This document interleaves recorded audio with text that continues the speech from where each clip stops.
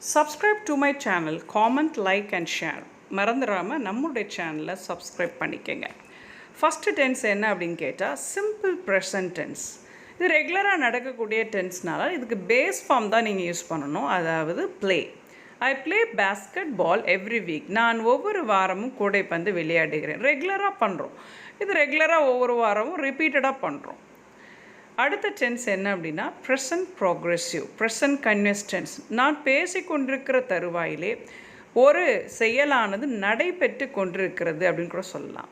இது லைவாக நடக்கக்கூடிய டென்ஸ். இதுக்கு நம்ம யூஸ் பண்ணக்கூடிய keyword now. I am playing basketball now. நான் இப்போது கூடைப்பந்து விளையாடி கொண்டிருக்கிறேன். இப்போ ப்ராக்ரெசிவில் இருக்குது, முடிவடையலைன்னு அர்த்தம். அடுத்த tense present perfect. I have just played basketball. நான் இப்போது தான் கூடைப்பந்து விளையாடியுள்ளேன். இப்போ தான் விளையாண்டுட்டு வரேன். ஜஸ்ட் நவ் அப்படின்றது ப்ரெசன்ட் பர்ஃபெக்ட். நீங்கள் இப்போ சற்று முன் நீங்கள் இறந்த காலத்தில் ஆரம்பித்தாலும் ஆனால் இப்பொழுது தான் அப்படின்றது. இதுக்கு நம்ம டைம், நேரம் இதெல்லாம் குறிப்பிடக்கூடாது. இதுக்கு நீங்கள் have plus verb 3 has plus verb 3 use பண்ணிக்கலாம். ஓகே. அடுத்து ஃபோர்த் டென்ஸ் என்ன? ப்ரெசன்ட் பர்ஃபெக்ட் ப்ராக்ரெசிவ் அப்படின்னா continuous tense. Present perfect continuous tense.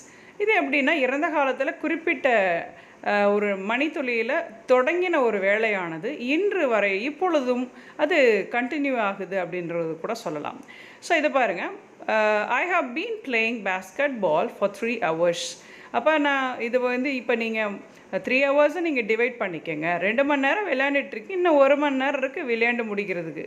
So அது என்ன ப்ராக்ரெசிவில் இருக்குது. நான் கூடைப்பந்து விளையாடி கொண்டிருக்கிறேன் அப்படின்றத குறிக்கிறது. சிம்பிள் பாஸ்ட் அப்படின்ற போது இது முற்று பெற்ற ஒரு டென்ஸ். இது முடிவடைந்து விட்டது. இறந்த காலத்திலே தொடங்கி இறந்த காலத்திலே முடிவடைந்த ஒரு tense. I played basketball yesterday. நேற்று நான் கூடைப்பந்து விளையாடினேன். அப்போ முடிஞ்சு போன ஒரு செயல். இது இப்போ வரைக்கும் கன்டினியூ ஆகலைன்றது நல்லா தீர்மானிக்குது. என்ன காரணம்னா இதில் நம்ம வேர்ப் 2 யூஸ் பண்ணிருக்கோம். பாருங்களேன், ப்ளேவோட பாஸ்ட் பிளேடு. ஸோ இது மாதிரி நீங்கள் வேர்ப் 2 சிம்பிள் பாஸ்ட் யூஸ் பண்ணிக்கங்க. முற்று பெற்ற இறந்த காலம் இது. அடுத்த டென்ஸ் என்னன்னு பார்க்கும் பொழுது 6th one past progressive, past continuous tense. இறந்த காலத்திலே நீங்கள் 3 மணி நேரம் 4 மணி நேரம் ஒரு செயலை ரொம்ப ஜவ்வாக இழுத்து செய்யக்கூடிய ஒரு செயலாக இருக்கலாம். I was playing basketball the whole evening. நான் கூடைப்பந்து விளையாடி கொண்டிருந்தேன் கடந்த 3 மணி நேரம். நேற்று மாலை முழுவதும் விளையாடி கொண்டிருந்தேன் அப்படின்னு சொல்லுவோம். மாலை முழுவதும் அப்படின்றது கிட்டத்தட்ட 3லேருந்து 4 மணி நேரம் வரைக்கும் நீங்கள் விளையாண்டுருக்கலாம்.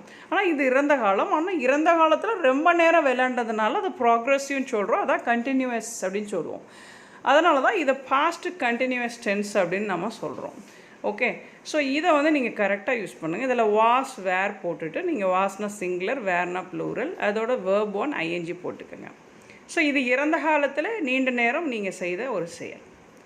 அடுத்த டென்ஸ் பாஸ்ட் பர்ஃபெக்ட். இது இறந்த காலத்தில் தான் இது நடந்துட்டு. ஆனால் இதில் 2 ஆக்ஷன்ஸ் நீங்கள் பார்க்கலாம். I had played basketball before Mary came. Mary வருவதற்கு முன்பு நான் கூடைப்பந்து விளையாடியிருந்தேன். அப்போ நான் கூடைப்பந்து விளையாடி முடித்து விட்டேன் அப்படின்ற ஒரு கான்செப்டு.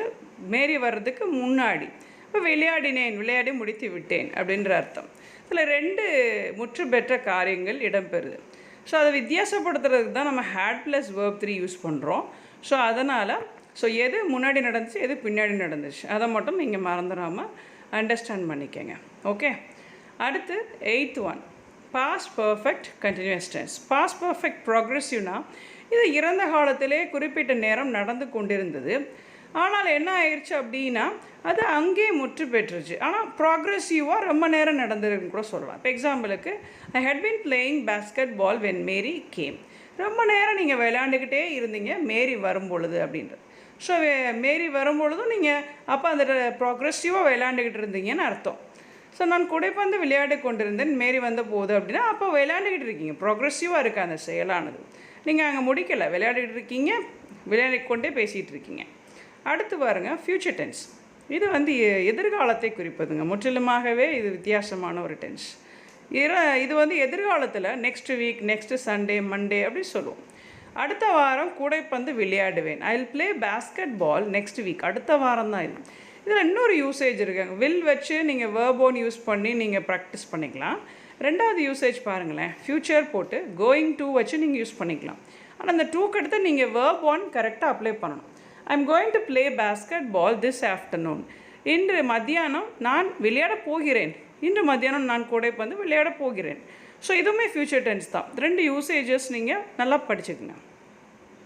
அடுத்து 10th டென்ஸ் என்ன அப்படின்னா ஃப்யூச்சர் ப்ராக்ரெசிவ், ஃப்யூச்சர் கண்டினியூஸ் டென்ஸ்ன்னு சொல்லுவாங்க. I will be playing basketball next Sunday. அடுத்த ஞாயிற்றுக்கிழமை நான் விளையாடிக்கொண்டே இருப்பேன். அப்போ இது ரொம்ப ப்ராக்ரெசிவாக போகக்கூடிய ஒரு டென்ஸ். விளையாடிக்கொண்டே இருப்பேன் அப்படின்னா பார்த்துக்கோங்க. ஸோ அடுத்த ஞாயிற்றுக்கிழமை நான் கூடைப்பந்து விளையாடுவேன். விளையாடிக்கொண்டே இருப்பேன், கண்டினியூஸாக நீங்கள் விளையாட போகிறீங்கன்றதை தெரிவிக்கிறீங்க மக்களுக்கு. ஸோ இது வந்து பார்த்திங்கன்னா நம்ம will plus be plus verb on ing நீங்கள் போடணும். இது முக்கியமாக நீங்கள் இது ஒரு கண்டினியூஸாக ப்ராக்ரெசிவாக நடக்கிறது எதிர்காலத்திலே அப்படின்ற ஒரு முக்கியமான கருத்தை நீங்கள் இங்கே வெளிப்படுத்தணும். சரிங்களா? ஸோ இதை ரொம்ப நீங்கள் வந்து இந்த ஃப்யூச்சர் டென்ஸையும் இந்த ஃப்யூச்சர் கண்டினியூஸ் டென்ஸையும் ரொம்ப கன்ஃபியூஸ் பண்ணிக்கக்கூடாது. ஏன்னா இதில் வந்து என்டையர்லி டிஃப்ரெண்ட். இப்போ இதில் வந்து வில் பி போட்டு verb on போட்டு நீங்கள் ஐஎன்ஜி போடுறீங்க. அதை மட்டும் நீங்கள் கரெக்டாக புரிஞ்சுக்கங்க. அடுத்து ஃப்யூச்சர் பர்ஃபெக்ட் டென்ஸ். இது என்ன டென்ஸ் அப்படின்னா I will have played basketball by tomorrow. உங்கள் நண்பர்களோடு நீங்கள் உரையாடி கொண்டிருந்த பொழுது நீங்கள் பேசக்கூடிய ஒரு வாக்கியமாக கூட வச்சுக்கோங்களேன். நான் கூடைப்பந்து விளையாடி இருப்பேன் நாளை. அப்போ இந்நேரத்தில் நான் நாளைக்கு விளையாண்டுருப்பேனே அப்படின்னு நம்ம சொல்லுவோம் இல்லையா? ஒரு பேச்சு போக்கில் நீங்கள் சொல்லும் பொழுது நான் இந்நேரத்தில் நாளைக்கு இது பேஸ்கெட் பாலில் வந்து நான் விளையாண்டுருப்பேனே அப்படின்னு நம்ம சொல்லும்போது இது யூஸ் பண்ணிக்கலாம். So I will have played, விளையாண்டிருப்பேன் அப்படின்னு சொல்கிறது. ஸோ இதை வந்து நீங்கள் கரெக்டாக யூஸ் பண்ணுறதுக்கு நீங்கள் ஹாவ் இதில் வந்து இன்க்ளூட் பண்ணணும். ஐ வில் ஹாவ் எல்லாத்துக்குமே நீங்கள் ஹாவ் போடணும். I will have blade. verb 3 use பண்ணுங்கள். அந்த பிளேடு அப்படின்றது verb 2 இல்லை, verb 3. ஸோ இதை கரெக்டாக யூஸ் பண்ணுங்கள். அப்போ தான் உங்களுக்கு வந்து அதனுடைய வித்தியாசங்கள் உங்களுக்கு சரியாக புரியும். அடுத்து கடைசி டென்ஸ் என்னென்னா உங்களுக்கே தெரிஞ்ச விஷயந்தான்.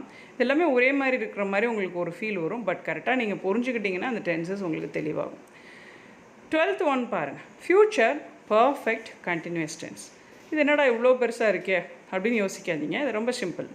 ஐ will have been playing basketball for 3 months. இது பாருங்கண்ணே, நம்ம நிறையா மாதங்களை எக்ஸ்டெண்ட் பண்ணுறோம். நான் கூடைப்பந்து விளையாடுவேன் அடுத்து வருகின்ற 3 மாதங்கள். ஸோ வருகின்ற 3 மாதங்கள் நீங்கள் கண்டினியூஸாக ஸ்பான்டேனியஸாக விளையாட போகிறீங்கன்னு அர்த்தம். ஸோ அதனால தான் நம்ம அதுக்கு ஃப்யூச்சர் பர்ஃபெக்ட் கண்டினியூஸ் டென்ஸ் கொஞ்சம் நீண்ட காலத்தை குறிப்பதற்காக நம்ம பயன்படுத்தக்கூடிய ஒரு டென்ஸ் அப்படின்னா future perfect continuous tense. So எந்த விளையாட்டு, எந்த ஒரு கேமோ அல்லது படிப்போ ஏதோ ஒன்றோ நீங்கள் அதிக நாட்கள் வருடங்கள் செய்யக்கூடிய ஒரு விஷயமாக அமையணும்.